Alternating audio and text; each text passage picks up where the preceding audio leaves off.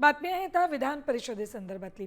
राज्यसभेनंतर आता विधान परिषदेत कोण जाणार आणि कुणाला संधी मिळणार यावर आता महाविकास आघाडीत रस्सीखेच सुरू झाली। उद्धव ठाकरेंनी विधान परिषदेवर जावं अशी इच्छा संजय राऊतांनी व्यक्त केली।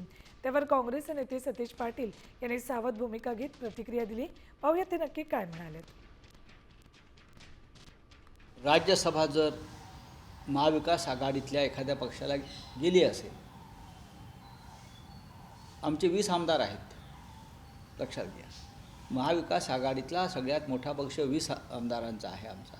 पण आम्हाला असं वाटतं सगळ्यांना की उद्धवजींनी या राज्याचं नेतृत्व केलेलं आहे, उत्तम प्रकारे नेतृत्व केलं आहे, संकट काळात नेतृत्व केलं आहे। त्यांच्यासारख्या नेत्यानं विधान परिषदेमध्ये असणं हे महाविकास आघाडीसाठी एक चांगले संकेत असतील आणि एक आमच्या आमदारांना एक बळ मिळेल। त्याच्यावर राजकीय स्टेटमेंट करण्यापेक्षा महाविकास आघाडी म्हणून एकत्रितपणे आम्ही तो निर्णय त्या ठिकाणी घेऊ आणि योग्य निर्णय आपल्याला निश्चितपणे दिसेल। महाविकास आघाडीच्या आमच्या मित्रपक्षांनी आदरणीय पवारसाहेबांच्या ज्येष्ठतेचा विचार करून, त्यांच्या अनुभवाचा विचार करून त्यांना त्या ठिकाणी पुढाकार घेऊन त्यांनी संधी दिल्याबद्दल आभार व्यक्त करतो।